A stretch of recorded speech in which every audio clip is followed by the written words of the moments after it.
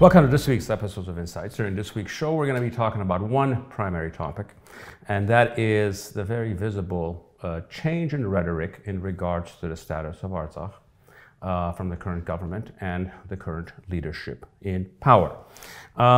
Let's look at how this rhetoric has changed.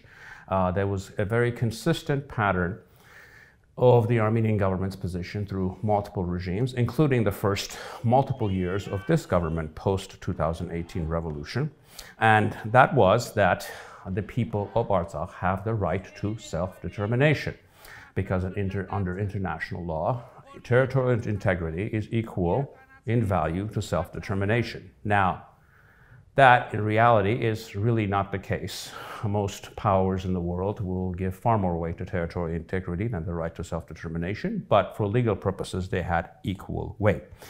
What we have seen over the last couple of months as these negotiations have been going on, and this sort of came to a head last week, in which out of the meeting in Brussels came the announcement that the countries are moving towards a peace treaty, is a very graduated move from talking about self-determination to the government and the prime minister specifically talking about the context of human rights, i.e. the issue of Artsakh is an issue of human rights at this point and not one of self-determination. Now, human rights obviously is something that is central to what we're seeking. However, that is a step down from people's ability to rule themselves and protect themselves in the context of dealing with a genocidal regime. I think in moving forward, we have to understand what this concept of territorial integrity means, because this is sort of the central point of the discussions here and what both sides mean from it. Now, from a very technical standpoint, both of these countries actually recognize each other's territorial integrity based on the 1992 CIS treaty. But territorial integrity actually has always meant different things to different people. For the purposes of Aliyev's state, territorial integrity in regards to Artsakh is Armenia's recognition that Artsakh is part of Azeri territory. From Armenia's position over the past 30 years, it has been that Armenia recognizes Azerbaijan's territorial integrity. However, Artsakh is a separate issue that needs to be resolved via peaceful negotiations as far as what the final status of Artsakh is, and that any recognition of Azerbaijan's territorial integrity does not take away from that. And this, in fact, is the international position, or actually the primary position of all the major powers in the world, that this issue is not solved. That regardless of mutual recognition, this is something that continues, that needs to be negotiated. We need to understand also what the Armenian government's position has been for the past 30 years. One of the reasons that Armenia has never said that it has territorial, that it accepts the territorial integrity of Azerbaijan, because it has always stated that the issue in Artsakh, the self-determination of people in Artsakh, is something that is a dispute between the Armenians of Artsakh and the government in Baku, and this does not involve the state of Armenia. This is a dispute between the two of them, and this has actually been the standard position, and that the people of Artsakh used the legal means available to them when the Soviet Union existed, which is actually factually true, to separate themselves from the regime in Baku.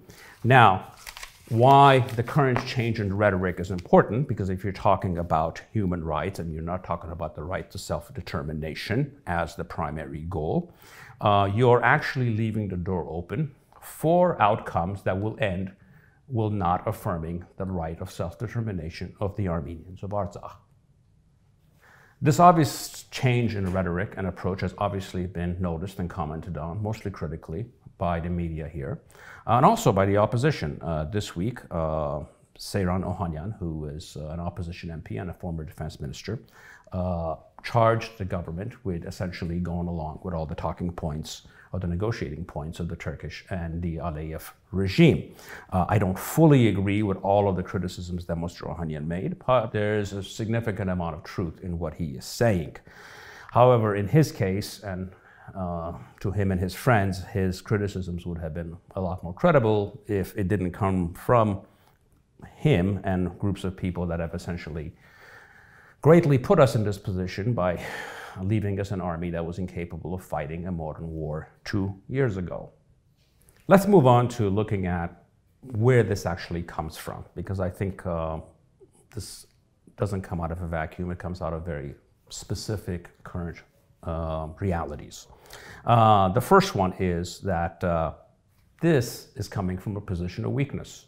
And in any negotiating situation, the stronger party usually enforces its positions on the weaker one. So we just need to understand that and understand that at this point we have the much weaker end of this discussion compared to what was the case for 26 years. And secondly, given that the primary responsibility in defending the people of Artsakh is actually in the hands of Russian peacekeepers and the Russian state, essentially, and that Armenia currently does not have the capabilities in this current time to defend the rights of the people of Artsakh, there's actually some logic to this position, as difficult, as distasteful as it is. And thirdly, internationally, when you're arguing, it's much easier to corral people and rally them. I'm talking about state actors.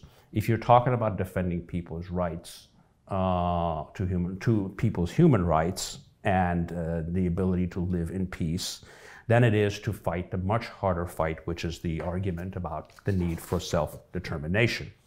Having said all of these things, there is a limit to this.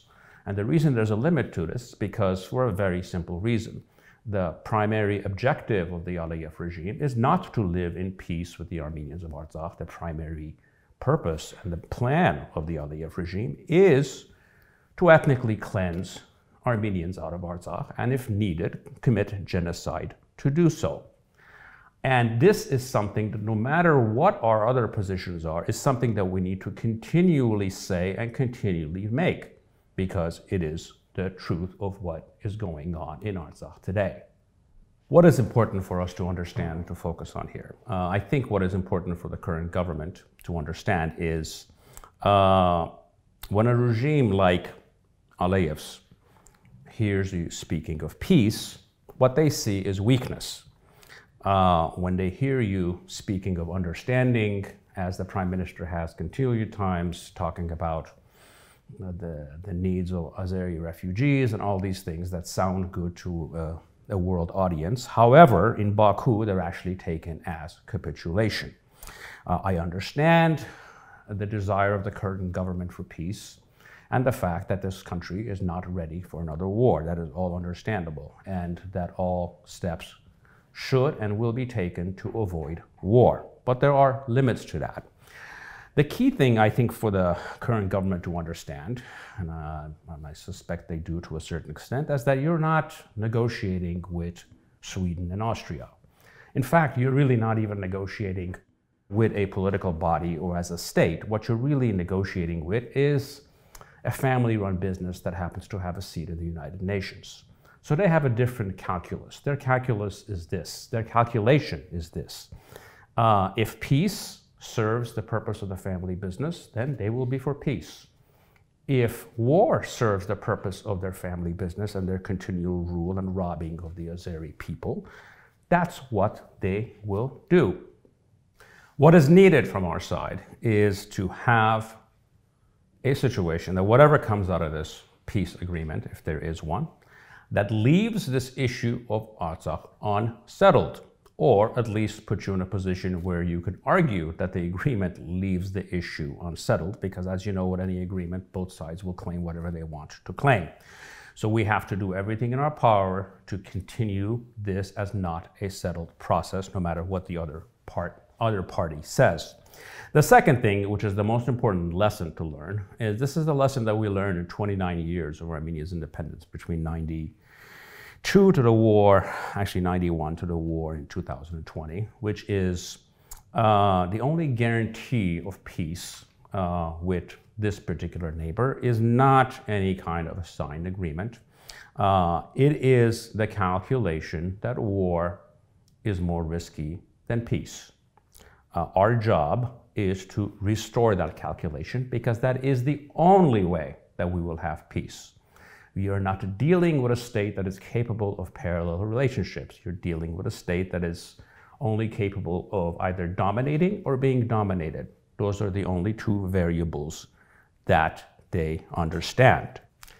In close, speaking of the Prime Minister, I think he needs to understand that there's not much of a market out there for the Armenian Neville Chamberlain. And if you actually become Neville Chamberlain through this process, you're going to be eventually replaced by the Armenian Churchill, who will approach things in a different manner. We should always strive for peace, and I know that's what your desire is. Peace is always preferable to war in almost every case, but there are limits to that. You need to understand the red lines of your own society and not to cross them for us to achieve the kind of peace and understanding that we eventually need in the long run. Thank you for joining me in this week's episode of Insights. Vengo cantando esta samba con redoble libertario.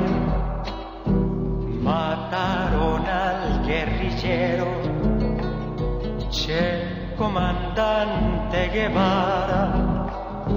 Selvas, pampas y montañas, patria o muerte su destino.